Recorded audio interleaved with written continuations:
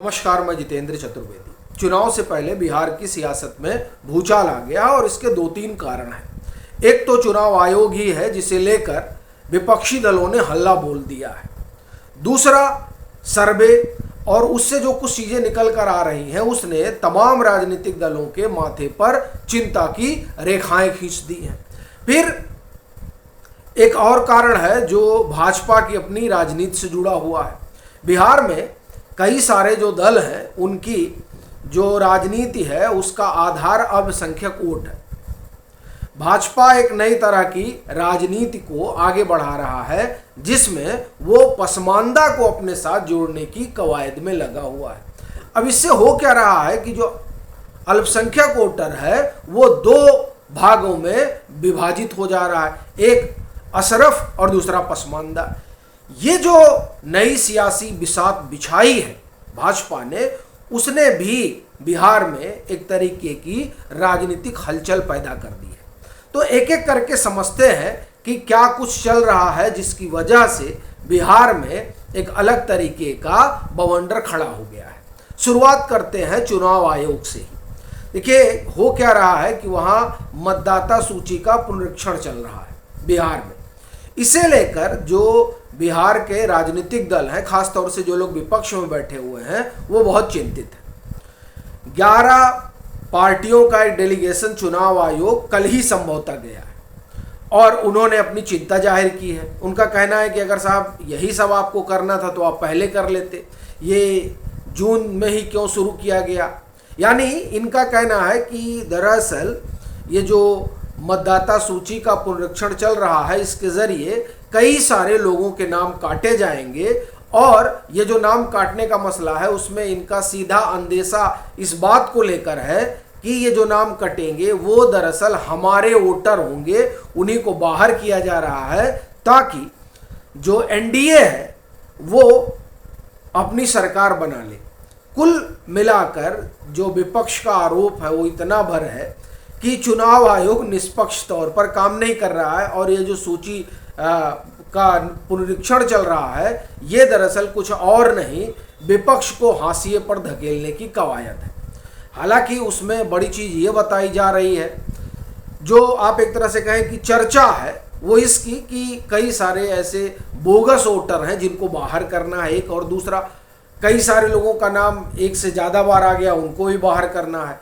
और कुछ एक जो वहाँ पर घुसपैठ हुई है, यानी जो रोहिंग्या वगैरह आए हैं, उनको बाहर निकालना है उस मतदाता सूची से। ये इसकी वजह से पुनरीक्षण चल रहा है। लेकिन विपक्ष के अपने आरोप हैं और इन आरोपों को लेकर वो लोग संभवतः आगे भी बढ़ सकते हैं। यानी आप एक तरह से कहें कि न्याय का दरवाजा भी खटखटा सकते हैं। अब जो भी हो, लेकिन चुनाव आयोग के इस कदम ने बिहार में एक अलग तरीके के राजनीतिक माहौल को जन्म दिया है जिसकी वजह से वहाँ पर हलचल जो है वो दिखाई दे रही है। दूसरा कारण सर्वे है। कई सारे सर्वे आ रहे हैं, लेकिन जो सी वोटर का सर्वे है वो देखिए, वो फरवरी से बिहार में ट्रैकर लगाए हुए हैं और उससे जो आप एक तरह से कहें कि रुझान आ रहा है, वो रुझान महागठबंधन को परेशान कर रहा है। मैं आपको सिर्फ दो चीजें बताऊंगा जिससे बहुत कुछ स्पष्ट हो जा रहा है तस्वीर बिहार की। पहली चीज क्या हुई है कि जब चेहरे के तौर पर फरवरी में पूछा गया पहली पसंद, तो उसमें उभर कर आए तेजस्वी यादव। फरवरी में 40.6% लोग उनको पसंद कर रहे हैं। लेकिन वही तेजस्वी यादव के बारे में जब पूछा जाता है या हम ये कहें कि आपकी मुख्यमंत्री चेहरे के रूप में पहली पसंद कौन है, तो जो तेजस्वी यादव फरवरी में 40.6% के आसपास होते हैं, वो तेजस्वी यादव जून महीने में 34.5 पर जाकर अटक जाते हैं। यानी पसंद के तौर पर जो उनकी परफॉर्मेंस थी वो परफॉर्मेंस घट जाती है और वो अपना ही जो बेंचमार्क है उससे नीचे चले जाते हैं। अब ये जो घटोतरी हुई है, ये घटोतरी किस तरीके से देखी जाए। क्योंकि ये तो बड़ा सवाल है। अब 40.6% लोग फरवरी में इनको देखना चाहते थे, माने ये मुख्यमंत्री चेहरे के तौर पर थे, और जून में कितना हो गया 34.6, यानी सीधे सीधे 5% की गिरावट आई। तो ये तो चिंता का विषय है महागठबंधन के लिए कि जो संभावित चेहरा है और जिस चेहरे पर चुनाव लड़ा जाना है वो मुख्यमंत्री चेहरे के तौर पर अपनी लोकप्रियता खो रहा है। और कमोबेश यही स्थिति राहुल गांधी की है। राहुल गांधी वहां कोई मुख्यमंत्री चेहरा तो है नहीं, लेकिन बिहार में राहुल गांधी को लेकर जो उनकी परफॉर्मेंस है, बिहार कैसे देख रहा है, तो फरवरी में बिहार के 34% लोग, 34.4% लोगों का कहना था कि नहीं, बतौर परफॉर्मेंस राहुल गांधी बड़ा बेहतर काम कर रहे हैं। और जून में 30.9% लोग कहते हैं कि नहीं, अच्छा काम कर रहे हैं।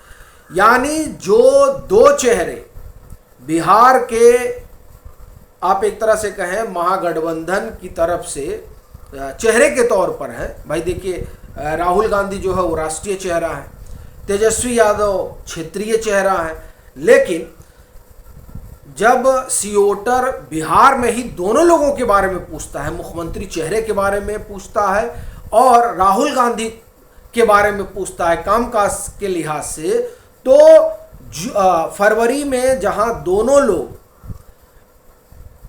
आप एक तरह से कहें कि आगे होते हैं, आगे कहने का मतलब यह है कि लोगों की पसंद होते हैं, वही जब जून में सवाल उठता है तो जो लोगों की पसंद है उसमें इनका ग्राफ गिर जाता है। राहुल गांधी का यही है, फरवरी में 34.9 और जून में आकर 30.9 हो जाते हैं। ठीक है, इनका भी ग्राफ गिर गया, तेजस्वी यादव का भी ग्राफ गिर गया। अब सवाल ये उठता है कि जिन दो चेहरों को, आप देखिए खूब राहुल गांधी यात्रा कर रहे हैं बिहार की, ठीक है, तेजस्वी यादव भी लगे हुए हैं, यही दो लोग हैं जो आगे दिखाई दे रहे हैं, और दोनों लोग का ग्राफ गिर रहा है फरवरी की तुलना में जून में। तो ये जाहिर सी बात है कि बड़ा भारी संदेश है महागठबंधन के लिए। और उसके बरक्स आप एनडीए को देखें, एनडीए में नीतीश कुमार जाहिर सी बात है कि बहुत पीछे है तेजस्वी यादव से। तेजस्वी यादव को अगर आप जून का उनका देखें तो वो 34.6 हैं, और जो नीतीश कुमार है वो 17.4 है चेहरे के तौर पर। लेकिन बड़ी चीज ये है कि एनडीए का अगर आप देखेंगे, एनडीए में, तो एनडीए में सबका ग्राफ बढ़ा है। जो संभावित चेहरा है, फिर वो चाहे आप एक तरह से कहें कि चिराग पासवान हो और चाहे सम्राट चौधरी हो। और सम्राट चौधरी तो उस लौकुश समीकरण के प्रतीक बनकर उभरे हैं जिसके सहारे नीतीश कुमार ने 20 साल तक बिहार की सत्ता पर राज किया है। अभी भी उन्हीं का राज चल रहा है। और जो आप एक तरह से कहें कि ये ओपिनियन पोल संकेत दे रहा है, वो यही दे रहा है कि एनडीए में जो सब संभावित चेहरे हैं, चाहे वो चिराग पासवान हो, चाहे सम्राट चौधरी हो, इन सबका ग्राफ बढ़ा है।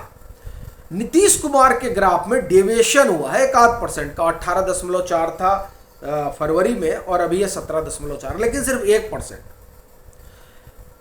बाकी आप देखिए विपक्ष में तो 5% का ग्राफ गिर रहा है, और उसके बरक्स एनडीए में ग्राफ बढ़ रहा है। नीतीश कुमार का गिरा है लेकिन सिर्फ 1%। पर नीतीश कुमार के साथ जो साइलेंट वोटर जुड़ा है वो भी बड़ी चीज़ है, महिलाएं, वो तो बोलती ही नहीं है।